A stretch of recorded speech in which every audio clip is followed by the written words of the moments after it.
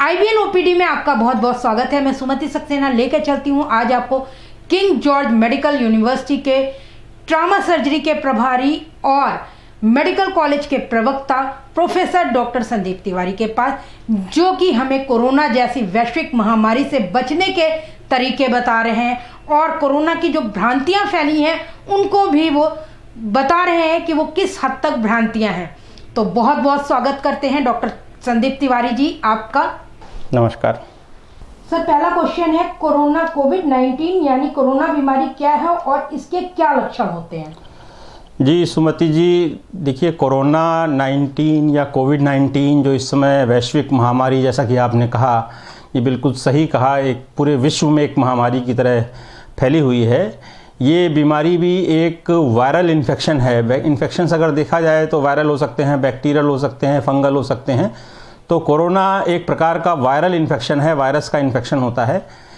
जहाँ तक लक्षणों की आपने बात करी है, इसमें लक्षण नॉर्मल जो खांसी जुकाम वाले हो सकते हैं वो भी हो सकते हैं, बुखार आ सकता है। लेकिन जो 3 मेन सिम्टम्स जो लक्षण कहे गए हैं कि जो अगर हैं या उनमें से एक भी है, क्योंकि महामारी का समय है ये, तो अगर उनमें से एक भी कोई है तो उसको ये समझना चाहिए कि हाँ, हमें ये हो सकता है ये बीमारी हो।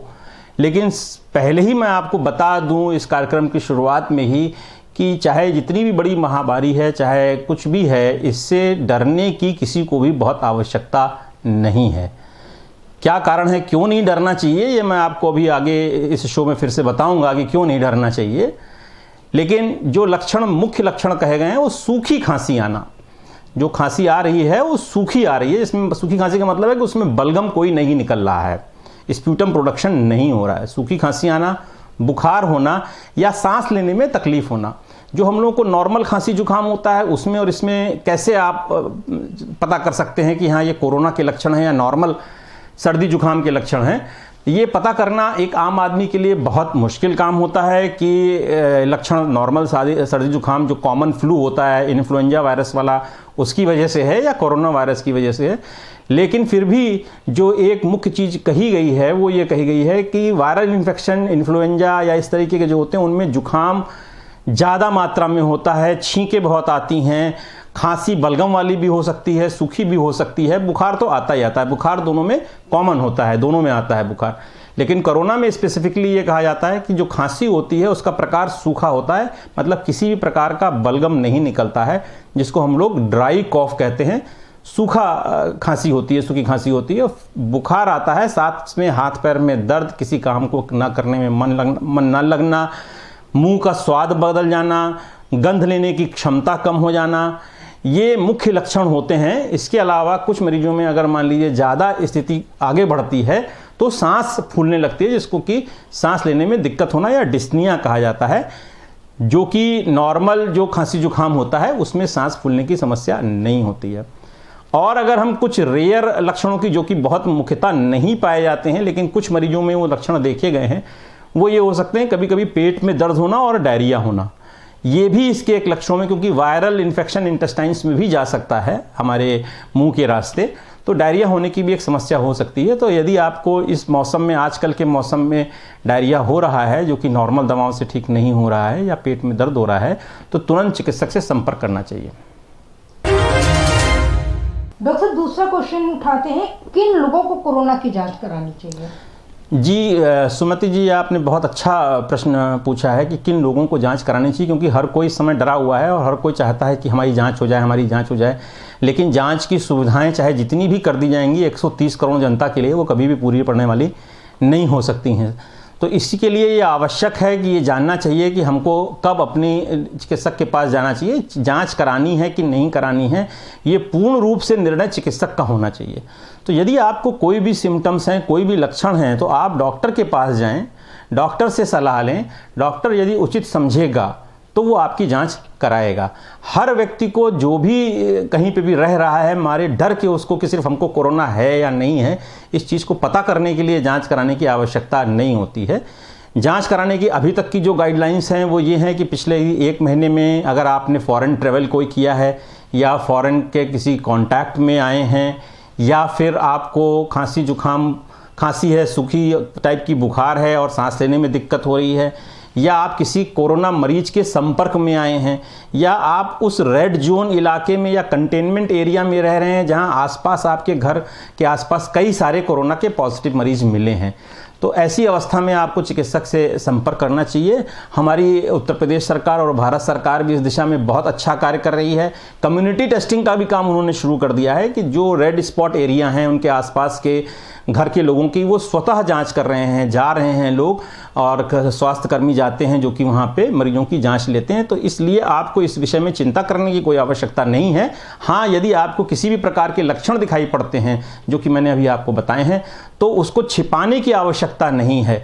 कोरोना एक ऐसी बीमारी है जो कि अगर आप छिपाएंगे तो आपका तो नुकसान होगा ही होगा, आपके आसपास घर परिवार, भाई बहन, माँ बाप जो कोई भी रह रहे हैं उनका भी नुकसान हो सकता है।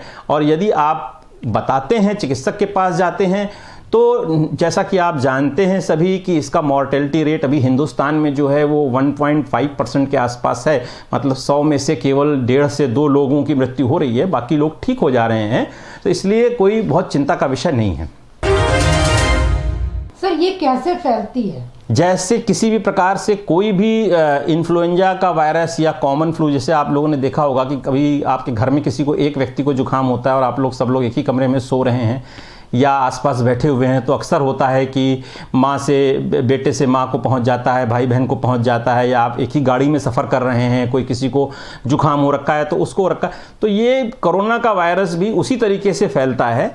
इसको फैलने का जो मुख्य तरीका कहा गया वो रेस्पिरेटरी ड्रॉपलेट्स कहे गए। ड्रॉपलेट्स का मतलब है कि जब हम बोल रहे हैं या छींक रहे हैं या खांस रहे हैं तो हमारे मुंह से जो बूंदें निकल रही हैं, कभी कभी यार आपने देखा होगा कि कुछ लोग बोलते हैं तो उनके मुंह से थूक निकलता हुआ दिखाई पड़ता है, लेकिन ज़्यादातर लोगों के बीच मुंह से या नाक से वो थूक जो है वो निकलता हुआ दिखाई नहीं पड़ता। उन्हीं को ड्रॉपलेट्स कहते हैं। 2 प्रकार की ड्रॉपलेट्स होती हैं, एक मैक्रो ड्रॉपलेट्स होती हैं, एक माइक्रो मतलब एक थोड़ा सा बड़े आकार की होती हैं, और एक बहुत छोटे आकार की होती हैं। जो थोड़ा सा बड़े आकार की ड्रॉपलेट्स होती हैं वो जहाँ पे हम बोल रहे हैं या सांस ले रहे हैं उसके 1-1.5 फीट के दायरे में ही केवल वो गिरती हैं, और जो माइक्रो ड्रॉपलेट्स होती हैं वो 6 फीट तक की दूरी तक जा सकती हैं। इसीलिए आपने देखा होगा कि जगह जगह पे टीवी या सरकार की तरफ से जो प्रचार किया जा रहा है, मीडिया की तरफ से जो प्रचार किया जा रहा है, वो यही कहा जा रहा है कि फिजिकल डिस्टेंसिंग रखी जाए। अगर आप किसी भी व्यक्ति के साथ बात कर रहे हैं या कहीं पे भी मीटिंग ले रहे हैं या कहीं पे भी गैदरिंग कर रहे हैं तो कम से कम 1 मीटर की दूरी सब लोग बना करके रखें। तो जो बचाव का तरीका है वो सबसे बढ़िया तरीका यही है कि एक तो आप डिस्टेंस बना करके रखें। दूसरी चीज़ जो है, मास्क लगाना बहुत आवश्यक है। प्रत्येक व्यक्ति के लिए मास्क लगाना बहुत आवश्यक है। ये नहीं सोचना है सिर्फ कि हमने मास्क लगा लिया तो हमारा बचाव हो रहा है, ऐसा नहीं है। यदि हमारे सामने कोई मरीज है जिसके अंदर कोरोना का इन्फेक्शन है और उसने मास्क नहीं लगाया है और हमने लगा रखा है, तब भी हमारे अंदर इन्फेक्शन होने की संभावना अच्छी खासी होती है। तो जिस व्यक्ति को इन्फेक्शन है उसको मास्क लगाना ज़्यादा ज़रूरी है। तो इसलिए यदि आप किसी ऐसी जगह पे जा रहे हैं या आप बात कर रहे हैं या आप घर के बाहर निकल रहे हैं, तो मेरी दर्शकों से सबसे करबद्ध प्रार्थना यही है कि सब लोग घर से मास्क लगा करके निकलें या मुंह पे कपड़ा बांध करके निकलें। और यदि मान लीजिए कि उनको रास्ते में या उनके आसपास कोई भी व्यक्ति ऐसा मिलता है जिसने मास्क नहीं लगाया हुआ है, तो वो आपके लिए खतरा पैदा कर सकता है और आप अपनी सुरक्षा के लिए स्वयं जिम्मेदार हैं। इसलिए उससे आप हाथ जोड़ करके प्रार्थना करके उसको मास्क पहनने के फ़ायदे से अवगत जरूर कराएं और उससे रिक्वेस्ट करें, उससे प्रार्थना करें कि वो भी मास्क पहने। दूसरी बात यह है कि आप अपने हाथ को अपनी आँखों के पास या नाक के पास या मुंह के पास बार बार ना ले जाएं, क्योंकि आप कहीं ना कहीं आपने हाथ रखा है, ये टेबल है, यहाँ हम हाथ रखें, यहाँ पे भी वायरस हो सकता है, कुछ लोग बैठे होंगे इस पे। तीसरी बात है, अपने हाथ को साबुन पानी से 30 सेकंड तक अवश्य धोएं या सैनिटाइज़र का इस्तेमाल करें। जब भी कोई चीज़ छू रहे हैं तो अपने घर की टेबल, कुर्सी, फर्श, दरवाजे का हैंडल, सिटकनी, गेट का हैंडल, टीवी का रिमोट, मोबाइल, कंप्यूटर, लैपटॉप, जिन चीज़ों को आप दिन में कई बार छू रहे हैं उनको सैनिटाइज़र से ज़रूर साफ़ करें। जो चीज़ें धोई जा सकती हैं उनको साबुन पानी से धोएं। जो इलेक्ट्रॉनिक गैजेट्स हैं जिनको धोया नहीं जा सकता है उनको सैनिटाइज ज़रूर करें। जब भी आप उनका इस्तेमाल करने जा रहे हैं उसको सैनिटाइज करें, अपने हाथ को सैनिटाइज करें, तभी उसको छुएं। अगर आप इन सब बातों का ध्यान रखेंगे, फिजिकल डिस्टेंसिंग बना के रखेंगे, मास्क पहन के रखेंगे और किसी भी चीज़ को छूने के पहले या छूने के बाद अपने हाथ को सैनिटाइज करेंगे या साबुन पानी से धोएंगे, खाना खाने के पहले शौच से निकलने के पश्चात अगर आप अपने हाथ को साबुन पानी से धोएंगे तो आप पूर्णतया इस बीमारी से बच सकते हैं। क्योंकि इसका जैसे कि अभी तक पूरा विश्व इलाज खोजने में लगा हुआ है, कोई पूरी तरीके से इसका कोई एक दवा नहीं है जिसकी वजह से इसको ठीक किया जा सके। तो इस बीमारी के लिए तो मैं यही कहूँगा, जो पुराने समय में हम लोगों से जब हम लोग पढ़ते थे तब कहा जाता था prevention is better than cure, मतलब कि बचाव उपचार से बेहतर है। तो अगर हम बचाव करेंगे तो हम इस वैश्विक महामारी से जंग जो लड़ रहे हैं उसको अवश्य जीत पाएंगे। डॉक्टर साहब एक चीज़ और जानना चाहते हैं, क्या इसके विषाणु हवा में भी रहते हैं? अभी तक सुमति जी इस प्रकार का कोई भी तथ्य सामने नहीं आया है। हालांकि कुछ मीडिया रिपोर्ट्स में और कुछ इधर उधर सोशल मीडिया पे ये बातें आई हैं कि हवा में विषाणु पाए गए, कहीं पे जांच हुई, कहीं पे रिसर्च हुई, लेकिन अभी तक WHO ने, जो हमारी वर्ल्ड हेल्थ ऑर्गेनाइजेशन है, जो और अपने हिंदुस्तान की जो ICMR है, Indian council for medical research, जो इस वैश्विक बीमारी को पूरी तरीके से कंट्रोल में अपने रखे है और देख रही है, उसकी तरफ से अभी तक ऐसा कोई डिक्लेरेशन नहीं हुआ है कि विषाणु हवा में फैलते हैं इसके। अच्छा, इससे जैसे अभी आपने हमें लक्षण बताए, ठीक है, इससे बचाव कैसे कर सकते हैं? बचाव के तरीके मैंने आपको भी बताया कि बचाने के लिए सबसे ज़्यादा ज़रूरी जो मास्क लगाना है, सोशल फिजिकल डिस्टेंसिंग करना है, हाथ को सैनिटाइज करना है, अपने साबुन पानी से धोना है। साथ में अगर आप आधे घंटे पौन घंटे के लिए योगा कर सकते हैं, ध्यान कर सकते हैं, एक्सरसाइज कर सकते हैं, मेडिटेट कर सकते हैं, तो फिर आप इससे आप अपनी इम्यूनिटी को बढ़ाने का प्रयास करिए। इम्यूनिटी बढ़ाने के लिए आयुष मंत्रालय के द्वारा कुछ गाइडलाइंस दी गई हैं जो कि इंटरनेट पे उपलब्ध हैं। उन गाइडलाइंस को समय की कमी के कारण मैं यहाँ पे पूरा दोहराना नहीं चाहता हूँ, लेकिन उसमें कुछ काढ़ा है, च्यवनप्राश का सेवन है, नाक में कड़वे तेल या तिल के तेल या नारियल के तेल को लगाने की प्रक्रिया है। इस प्रकार की प्रक्रिया आयुष मंत्रालय द्वारा भी कही गई हैं, क्योंकि आयुर्वेद एक ऐसी चीज़ है जो कि बचाव के ऊपर कार्य करता रहा है काफ़ी समय से, तो वो हम अपना सकते हैं। अच्छा, जैसे हाथ धोने या सैनिटाइजर करने का सही तरीका क्या है? जी बिल्कुल सही आपने कहा। हम लोग को ऐसा नहीं करना चाहिए कि जैसे हमने बस साबुन पानी हाथ लिया और ऐसे ऐसे धो करके कर लिया।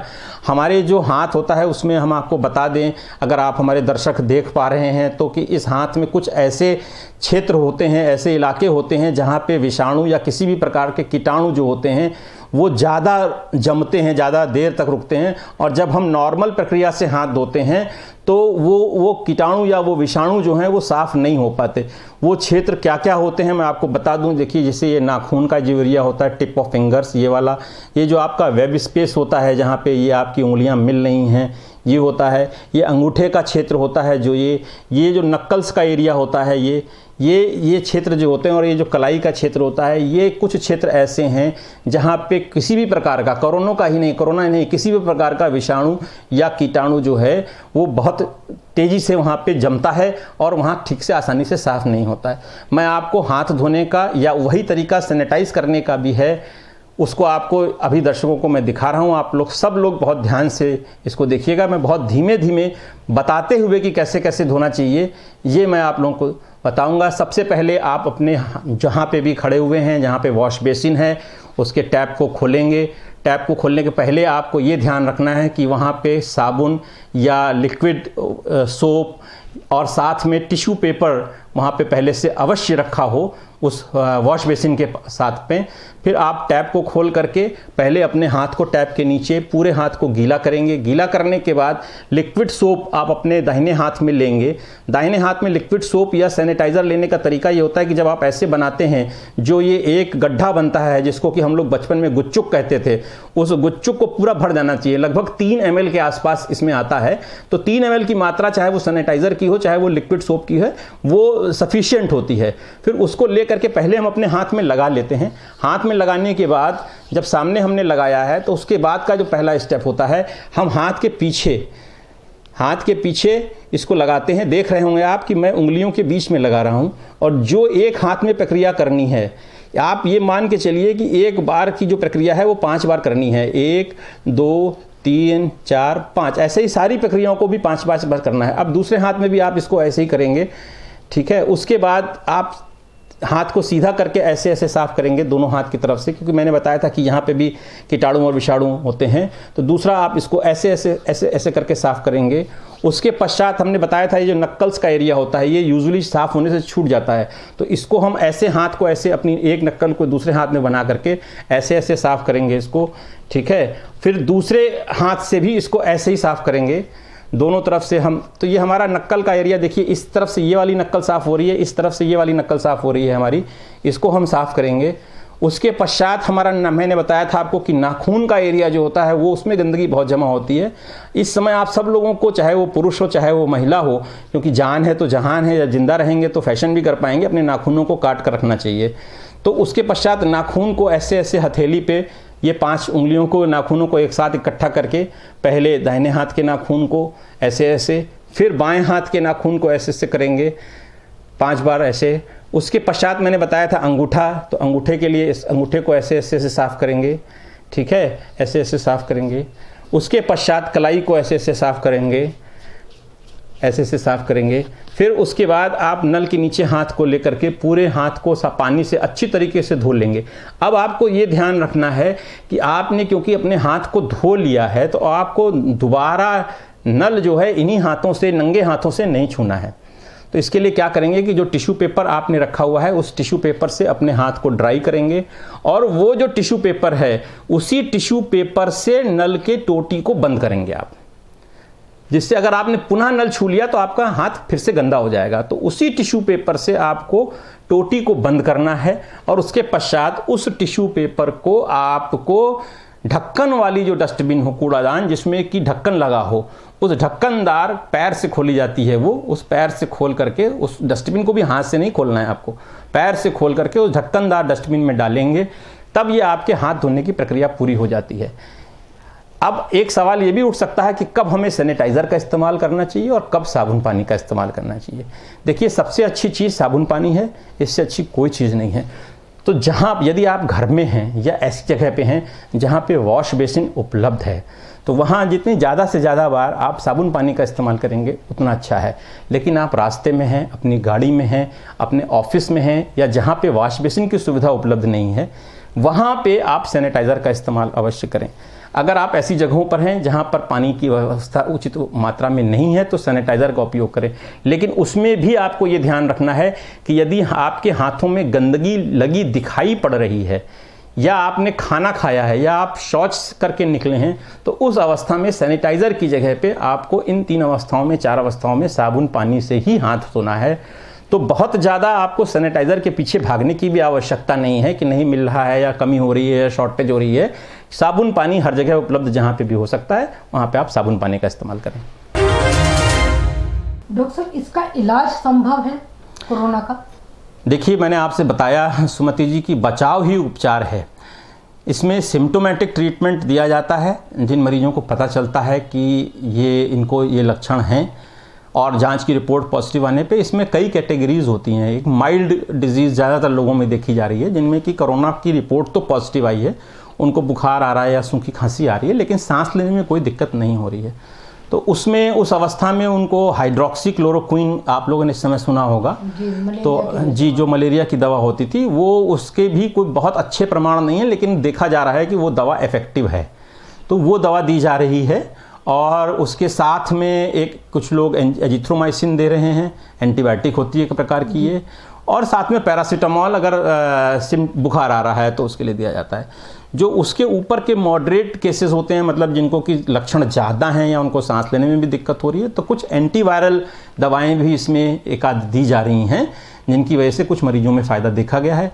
और मरीज को अगर सांस लेने में बहुत ज़्यादा दिक्कत हो रही है, उसको वेंटिलेटर पर रखना पड़ता है, तो भी केवल सपोर्टिव ट्रीटमेंट और वेंटिलेटरी ट्रीटमेंट ही दिया जाता है। अभी अगर हम ये कहें कि कोई वैक्सीन उपलब्ध हो, तो बचाव के लिए कोई वैक्सीन अभी तक उपलब्ध नहीं है पूरे विश्व में। उस पर हर देश के साइंटिस्ट, डॉक्टर्स, वैज्ञानिक कार्य कर रहे हैं कि जल्दी से जल्दी इसका वैक्सीन बनाया जा सके।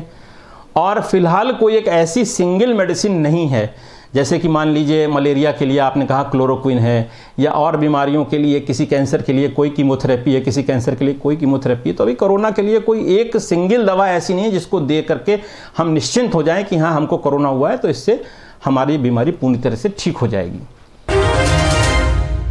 डॉक्टर साहब, एक क्वेश्चन और है हमारे दिमाग में आ रहा है कि जैसे कि आप एक कैंसर विशेषज्ञ भी हैं, कैंसर सर्जन भी हैं, जिस व्यक्ति को पहले कैंसर हुआ था, क्या उस व्यक्ति को एक अलग से प्रिकॉशन लेना है? क्या वो बहुत ज़्यादा इसका वायरस इफेक्ट कर सकता है उसके ऊपर? बिल्कुल बिल्कुल सुमति जी, आपने बहुत ही अच्छा सवाल पूछा है। मैं कहूँगा इसको केवल कैंसर ही नहीं, जो भी एक्सट्रीम्स ऑफ एजेस है, एक्सट्रीम्स ऑफ एजेस का मतलब है कि 5 वर्ष से अवस्था कम है किसी बच्चे की अगर, तो वो कोई बुजुर्ग है जिसकी अवस्था 60 साल से ज़्यादा की है, तो वो जिसको कोमॉर्बिड कंडीशन है, कोमॉर्बिड का मतलब कि प्री एग्जिस्टिंग डिजीजेज ऑलरेडी हैं, जो बीमारियां कुछ पहले से आपको हैं, जैसे कि डायबिटीज़ है, ब्लड प्रेशर है, पीलिया है, या हार्ट की कोई बीमारी है, या कैंसर है, या आपका किसी प्रकार का कोई अंग प्रत्यारोपण हुआ है, ऑर्गन ट्रांसप्लांट हुआ है, तो ऐसे लोगों में ये बीमारी भयंकर रूप धारण कर सकती है। तो इस प्रकार इसलिए इन बीमारियों से जो लोग ऑलरेडी पीड़ित हैं, जिसको कैंसर का ट्रीटमेंट चल चुका है या चल रहा है, डायबिटीज़ है, ब्लड प्रेशर है, हार्ट की बीमारी है, तो उन लोगों को तो बहुत ज़्यादा बचाव करने की आवश्यकता है। बल्कि 5 वर्ष से कम और 60 साल से ज़्यादा लोगों के लिए तो मैं अभी भी कहूँगा कि अगर सरकार की तरफ से लॉकडाउन ख़त्म भी हो जाता है तो भी वो ज़्यादा से ज़्यादा सामाजिक दूरी बना करके रखें, शारीरिक दूरी बना करके रखें, अपने घर में रहें, घर से ना निकलें, तभी इस बीमारी पर ब्रेक लगाया जा सकता है। बिल्कुल सुमति जी, हम आपके चैनल के माध्यम से सभी दर्शकों से एक बार पुनः करबद्ध प्रार्थना करना चाहते हैं, जो मैंने इतनी बातें बताई हैं आपको, उनका ध्यान रखें, अपने स्वास्थ्य का ध्यान रखें, क्योंकि जब हम सब लोग स्वस्थ रहेंगे तभी इस देश की प्रगति संभव है। आप लोगों ने पुराने समय में सुना होगा कि किसी न किसी युग की समाप्ति प्रलय के कारण होती रही है। इस प्रकार की महामारियां भी एक प्रकार की प्रलय के समान होती हैं, लेकिन हम लोग क्योंकि आज इतना हमारा विज्ञान आगे है और हम सब लोगों को जानते हैं, तो इसलिए हमको इस महामारी से घबराने की, डरने की बिल्कुल भी आवश्यकता नहीं है। केवल हमको अपनी आदतों में कुछ सुधार करने की आवश्यकता है। वो आदतों में सुधार सिर्फ इतना करना है कि हमको अपने हाथों को स्वच्छ रखना है, बार बार साबुन पानी से धोना है, बाहर निकलने पे मास्क का प्रयोग करना है, फिजिकल डिस्टेंसिंग करनी है, बिना ज़रूरत के घर के बाहर नहीं निकलना है, पूजा स्थलों पर, समारोहों में कहीं पे भी भीड़ नहीं लगानी है। इन सब बातों का ख्याल रखते हुए अपना, अपने परिवार का, अपने आसपास के लोगों का, सबके स्वास्थ्य का ख्याल रखना है। और मैं ईश्वर से यही कामना करता हूं कि हमारे देश की हर व्यक्ति, हर नागरिक, संपूर्ण जनता पूर्ण रूप से स्वस्थ हो और इस वैश्विक महामारी से जल्द हम लोगों को छुटकारा मिले। तो ये थे डॉक्टर संदीप तिवारी, जिन्होंने हमें ये बताया कि कोरोना से कैसे बचना है। कोरोना को हवा मत समझिए, कोरोना से डरना नहीं है, इससे हमें लड़ना है। तो प्लीज़ अपने घरों में रहिए, सेफ रहिए, सुरक्षित रहिए और देखते रहिए IBN भारत हमारा, जो कि आपके लिए, आपकी समस्याओं के लिए हम लोगों ने ये कार्य किया है। तो प्लीज़ सेफ रहिए, सुरक्षित रहिए।